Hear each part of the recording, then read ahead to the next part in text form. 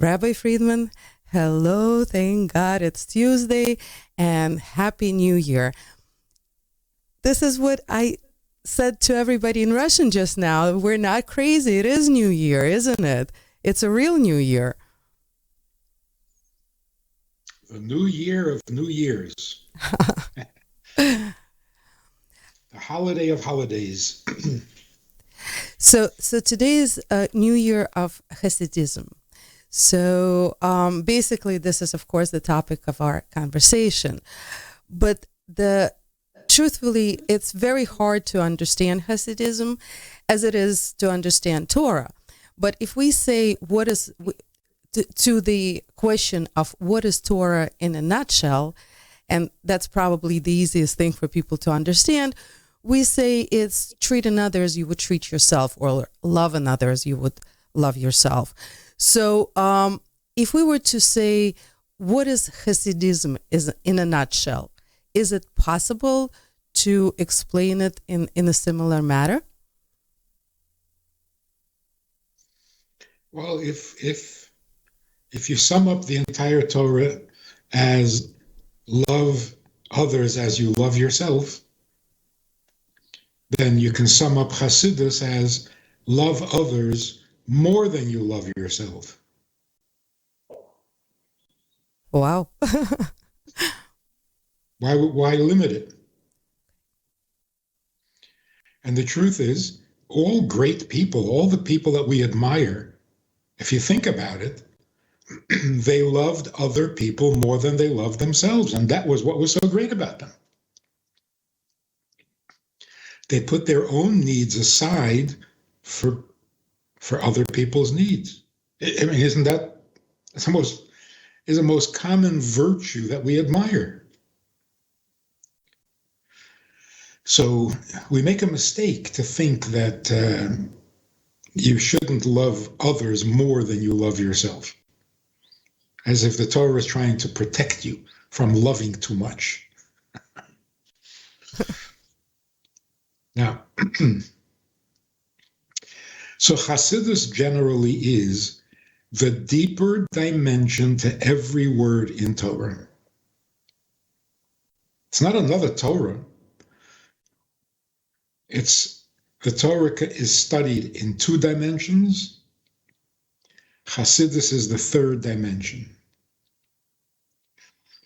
So if instead of studying more Torah, you study the Torah deeper, that's Chassidus. So if you're talking about loving, Chassidus says, no. Don't take it at surface. Go a little deeper.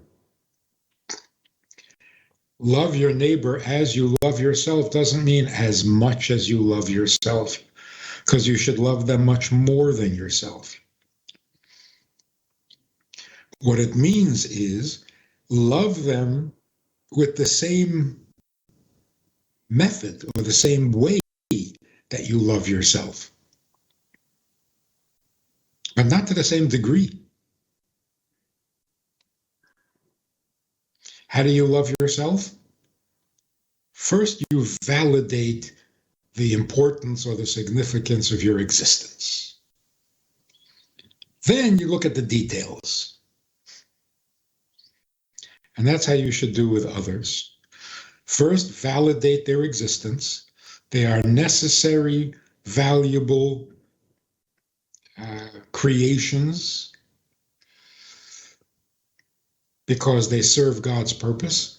Now, look at the details. What are their talents? What are their weaknesses? But you've already validated their existence. This is what we do for ourselves. I can admit when I'm dumb, when I'm lazy, when I'm incapable, and it doesn't hurt my my self-image. I can say I'm such a klutz, I'm so stupid, I'm so bad at this. But if you say it, then it's offensive. Right? If I say I'm so stupid, and you say, yeah, I noticed. You're just validating what I just said, and yet I'm offended. So why is it I can say all sorts of negative things about myself, but you can't? Why is that? It's because before I criticize myself, I have already validated myself. But when others criticize me, it's without the validation. Oh, that hurts. So love others, not to the same degree, but in the same way. Never see their faults without first validating their existence. I tell you this beautiful analogy.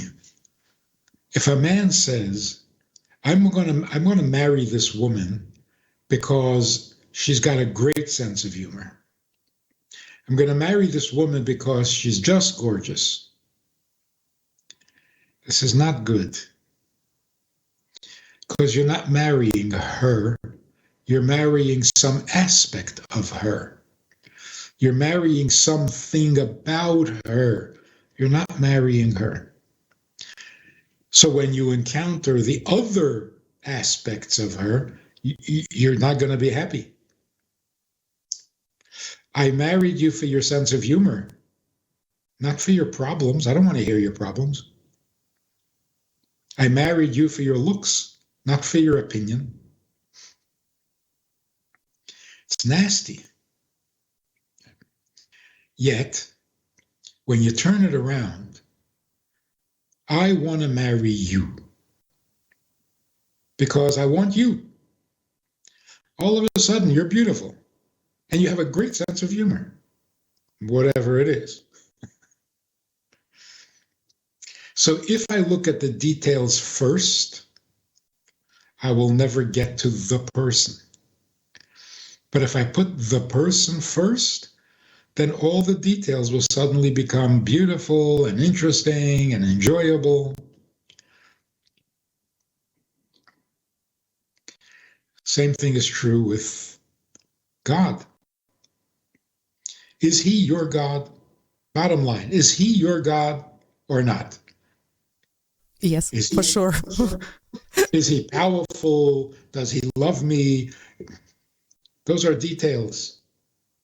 Before you start with the details, who are you talking about? Are you talking about your God? Okay, now let's talk about the details. But if you're talking about some theory or some, you're not going to get anywhere with that. So focusing on some aspect of God, according to Hasidic thinking, is wrong. You got to go deep. Then all the superficial things become significant. But if you just look at the superficial, it's superficial, it's not significant. So if you're mine and I love you, then everything about you becomes important. Not as a detail, but as part of you. So when you love somebody, it makes sense to say, if you harm a hair on her head, I will kill you. Over a hair, one hair, what are you, hung up on hair? No, her hair. Because of who she is, not because of hair.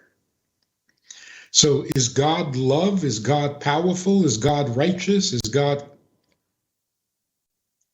Are you talking about my God? That's why the Jewish slogan or statement is, this is my God. Not he's great, he's wonderful, he's strong. He's my God. Now everything about him starts to look good.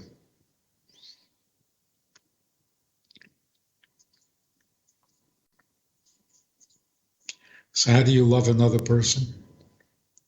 First, like yourself. Validate, absolutely necessary, important part of creation. World cannot be without you. Now let's look at the details. You're a lazy, good-for-nothing bum.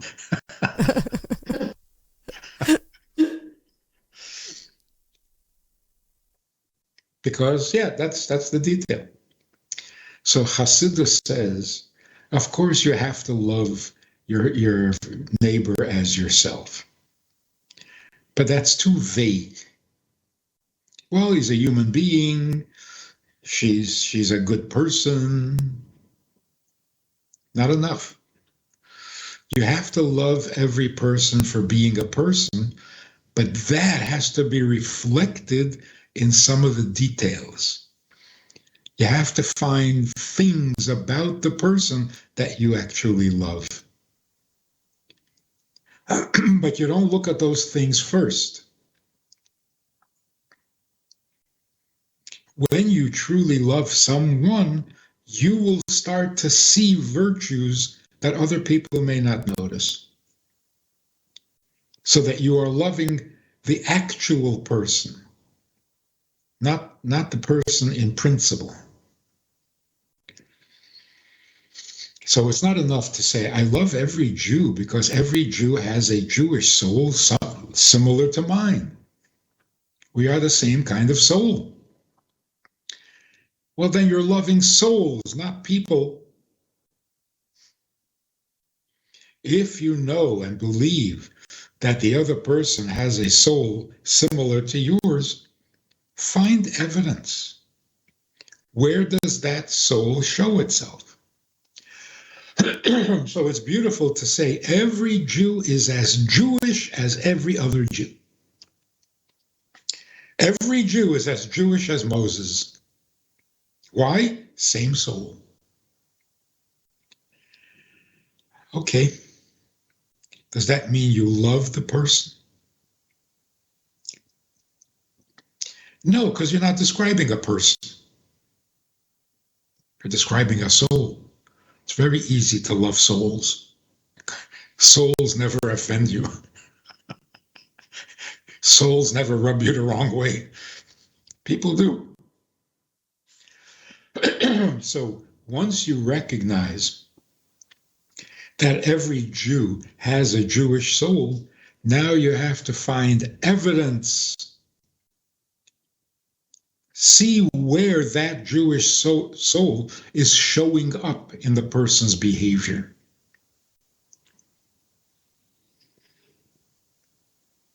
So if he's an observant, practicing, it's easy. He keeps kosher, he keeps Shabbat. Okay, there's your evidence. His soul is active. But that's too easy. What about a Jew who doesn't keep Shabbat and doesn't keep kosher? Say, well, I still love him. He has a soul. Not good enough. That soul has to be visible, evident. And if you try, you'll find.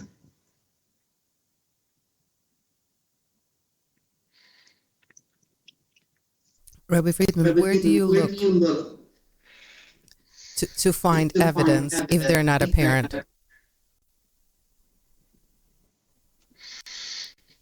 Just one possible example. You talk to a Jew and you say, you keep kosher? He says, no. Are you observant? No. You go to synagogue on Yom Kippur? Not always. And when he says it, you can see that he feels bad about it. There's your soul. If you're not observant, you're not religious, your family was not religious, so no, you don't go to synagogue, and you don't keep kosher, and you don't keep Shabbos, why do you regret it? Why is there that sadness about it? Like, I wish I did. Of course I can't, because I don't have the faith, and I don't have the belief, and I don't have the education, and I don't belong to that community, none of my friends. Okay. Then just forget about it. No, I can't just forget about it. And if you take that a step further, the Jew who is militant, don't tell me to be observant. Don't tell me to do mitzvah. Don't tell me that. Why is he so militant? You're not doing any of the commandments, and nobody can tell you what to do. So what are you getting upset about? So if somebody suggests maybe you'd like to light a Shabbos candle, hey, don't impose your thing. I'm not imposing. I just suggested. See, that reaction shows that he's Jewish. Rabbi Friedman, in the negative, of course, but I come across a lot of that because most people in my circles are not observant, or well, still not observant for now, and I come across a lot of that. So, what should be the reaction to that reaction? See where the sensitivity exists.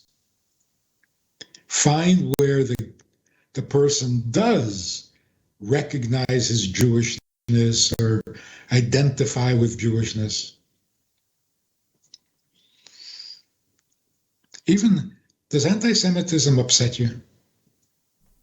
Oh yeah. Why? Nobody's bothering you. Nobody even knows you're Jewish. What are you worried about?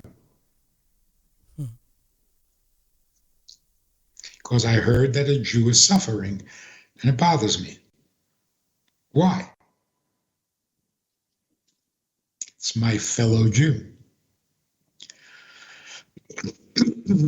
So the soul is not just in heaven, it's alive in the person. And if you really love him, you will find it. You will see it. You will notice it. Rabbi Friedman, small distraction from this particular conversation. Yesterday, our governor, our mayor, and a few other prominent political figures held a anti-Semitism summit in New York. The question is, a lot of people are worried right now. We spoke about it about a year ago, and you sort of seem to say that the anti-Semitism of today is not very real. Now that it's a year later, would you say it is, or is it still something that's not as real? What is your take on the situation with anti-Semitism today?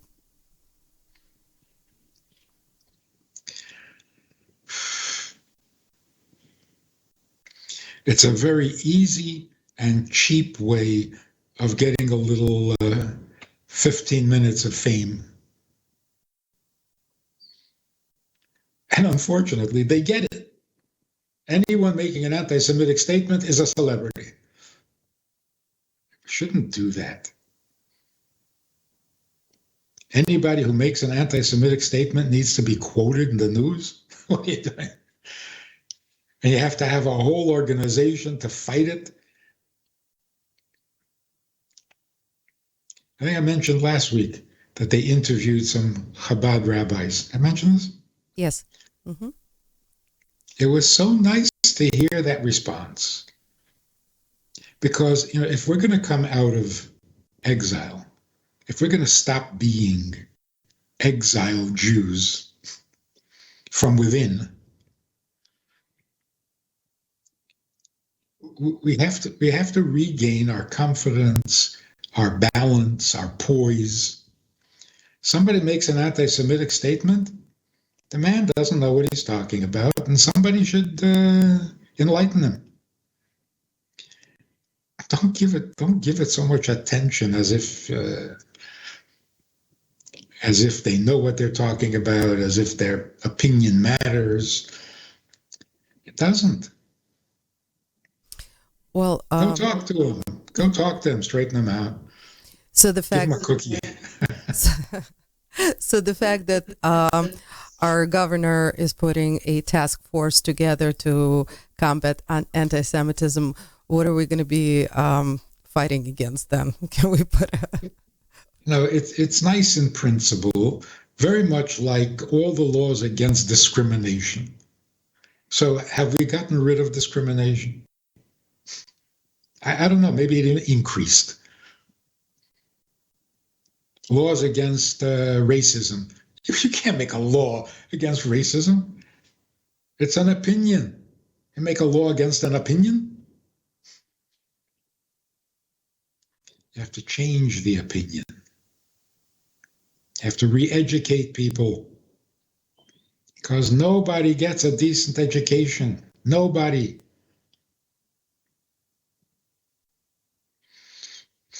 Until there's a crisis, and then all of a sudden we have courses and classes on how to fix the problem. It just proves that you didn't educate people in the first place. Now you have to fix the problem. See, that's the amazing thing with Torah and Chassidus. It gives you a healthy lifestyle to begin with. It fills your head with healthy, natural, purposeful, meaningful thoughts and awareness, so that your life goes. People without a good education, life doesn't go. They stagnate, they get frustrated, they get depressed, they get vicious. They don't know what to do with themselves because they don't have a grip on life. So all of a sudden you can become famous and everybody will be talking about you. Why? Because you said Hitler was a nice guy.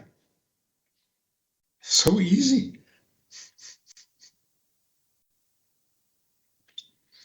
I think we need to get past 2,000 years of victimhood, which is not easy. But the signs of victimhood are still very strong. Somebody makes a really, really good joke about Jews. It's critical. But it's good humor. It's a really good joke. You can't laugh. You're threatened.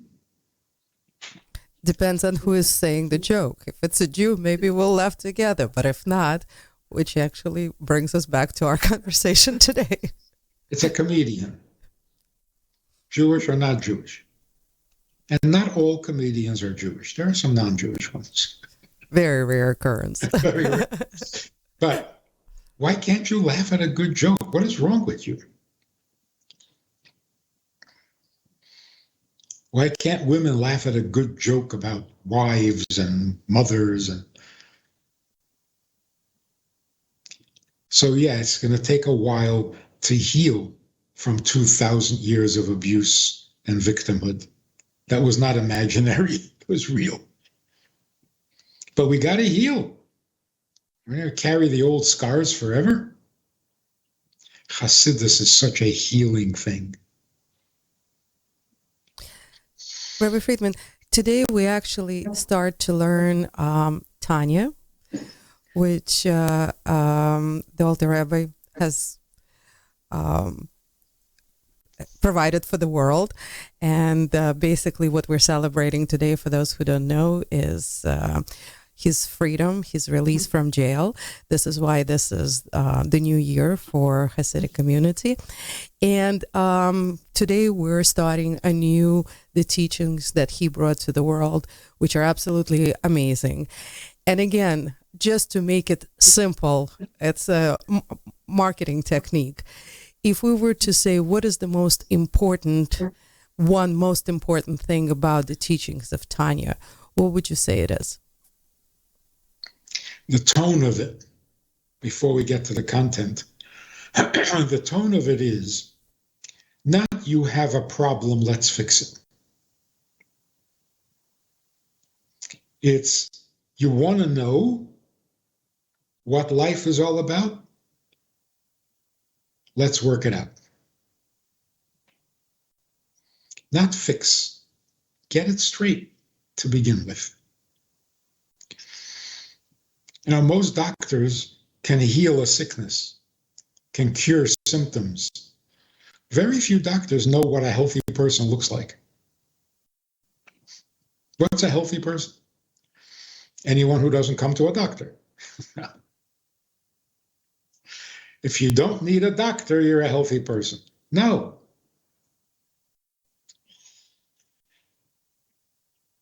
What is healthy? We're too focused on remedial emergency measures.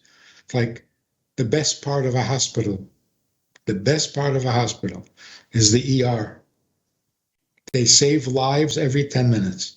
The rest of the hospital, got to be careful. So when it comes to fixing a desperate emergency, we're great. But what about a healthy person? We don't know what that is.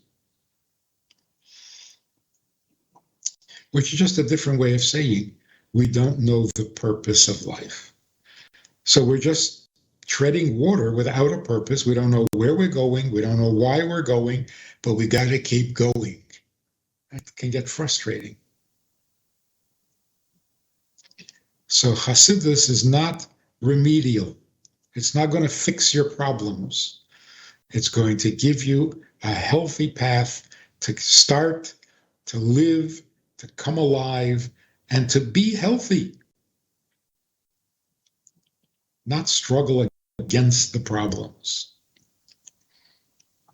If you live a healthy life, then the problems will resolve themselves or will actually make you stronger.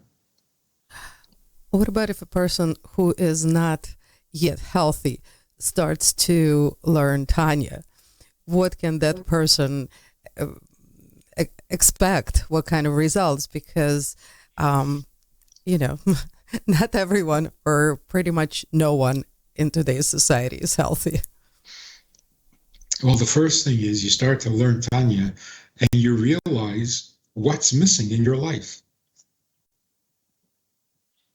You know the symptoms, but what's the cause? What spiritual vitamin are you lacking that is leaving you so vulnerable? So the first thing is that you start to understand your own problem, which is really helpful because then you feel like you're on top of it.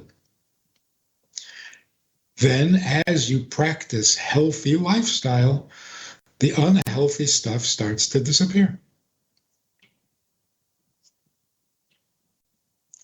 Because good is more powerful than bad.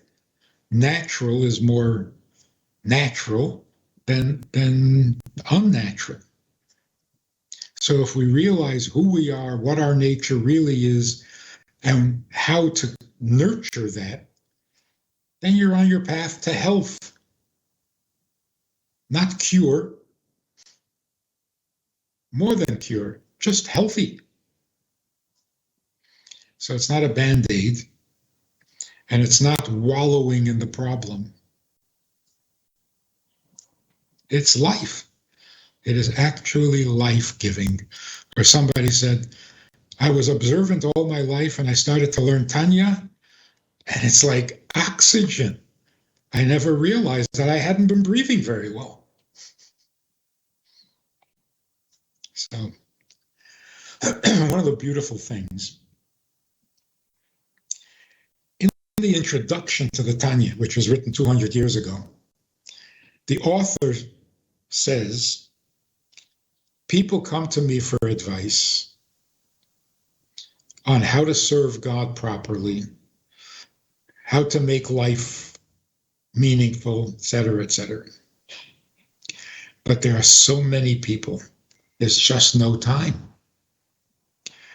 So what the Rebbe did at first, he took the most common issues that people were wrestling with and wrote the answer or the advice for those issues. Each issue in a separate pamphlet. So a pamphlet on sadness, a pamphlet on arrogance, a pamphlet on guilt. Eventually, those pamphlets were gathered and rewritten into a book, which we now call the Tanya. So in the introduction, the Rebbe says, now that this book is out, you don't have to bother traveling in the winter in Russia to come to Lubavitch, which was not exactly a metropolis. It was a little village and the roads were always muddy. You don't have to bother coming. You can get the advice from the book. Now, people are going to complain. It's not the same thing.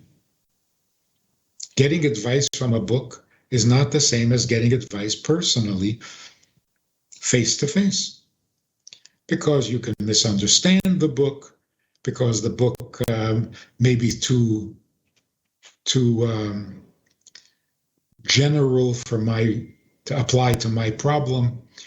It's not the same. It's impersonal. So the Rebbe says this amazing thing. He says, we've spoken. I've heard you. I know you. The book I'm writing now is to you. It'll be as effective as a face-to-face meeting. That is an amazing statement. The empathy.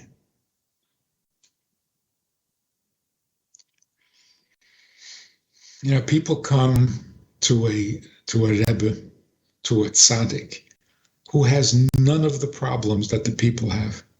None. What should I do about arrogance? How would he know he has no arrogance? And never did. The amount of empathy necessary for a tzaddik to understand, truly understand, the agony of a non-tzaddik, the degree of love that is necessary for that kind of empathy, it's indescribable. Now, to make that even more amazing, when the Rebbe wrote that introduction, he was talking to the Chassidim who would otherwise come to see him, who now don't have to come see him. And he knows them intimately. So this is not an academic book. This is talking directly to you and telling you exactly what you need to hear. But that was 200 years ago. That was people who were very observant and very holy people. Just they had some issues. Nobody had to tell them there's a God. Nobody had to tell them that you got to be Jewish. It was a different world. And they were coming to ask for advice because they wanted to be better. Now, 200 years later, the average Jew who sits down to study Tanya, first of all, he's not Russian. And we're not living under a czar. It's a different world. And we're not observant. And we're not looking to be better Jews. Somebody recommended that this is a good book. The amazing thing is that 200 years later, for Jews in America, Tanya is amazingly relevant. People who know nothing else about Judaism, and they come to the Beis Chana program, we begin by learning Tanya. They can't read Hebrew. And yet, it's like, oh, wow, that really describes me. That's amazing. It is amazing. And it's very interesting. Now I understand that it's absolutely a personal book for everybody else, because when I'm trying to explain what Tanya is, I say it's a perfect book to teach you how to control yourself. To me, it's a self-control book, but I guess that's what I was lacking before I started reading it. So it's pretty amazing. And it's for sure something that makes a person healthy, without a doubt. I think everybody should benefit from it. And Rabbi Friedman, thank you so much for giving daily Tanya lessons on Chabad.org. You and Rabbi Gordon are just amazing, and it's fantastic because for those who are listening and who want to really study it, all they have to do is just find Tanya lessons, daily Tanya lessons on Chabad.org. Very simple, Chabad.org, daily Tanya lessons. And it's all right there. And it's so inspirational. It's so educational. It's amazing. Thank you so much for doing that and for absolutely everything. Rabbi Friedman, of course, as always, it's very sad, but we run out of this precious time that we have once a week, for which myself and the entire Russian community are enormously grateful to you for. And if you don't mind, just leave us with some light and wisdom. Not that that's exactly what you've been doing for the last hour, but just something that we can take away for particularly today, since it is the new year of Chassidism. So,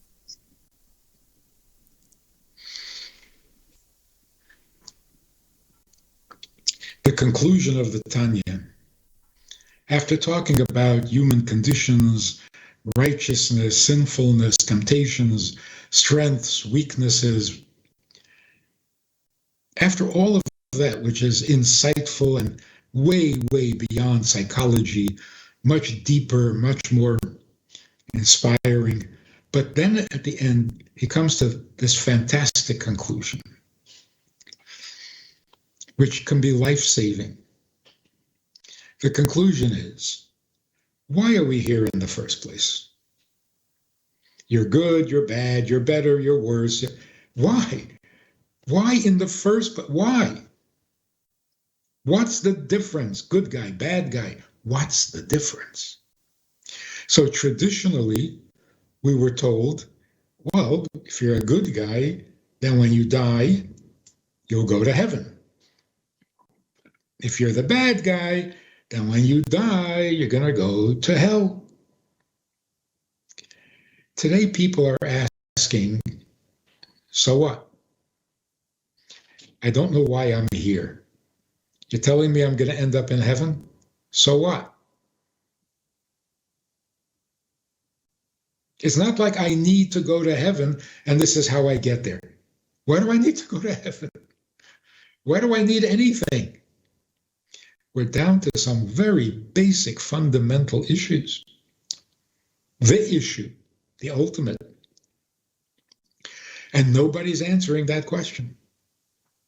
So at the end of Tanya, the Rebbe says, you can become better, you can become great, you can become strong, you can become wonderful. But you know what? It's not important. That's not what it's all about. God created the world because he wants to be here with us. Invite him, bring him into your home. That's all. That doesn't mean you have to be a saint or you have to be great or you have to be smart. None of that. He wants to be with you. You as you are. Invite him. Make him comfortable in your home. Like, put a mezuzah on the door. Have some holy books in the house. Let people see Shabbos candles. Then people know that God is invited to your house. Does that mean you're a saint? No. It means you've given God what he created the world for. And that is so much more important than, how do you like me now? Rabbi Friedman, amazing. Thank you so much.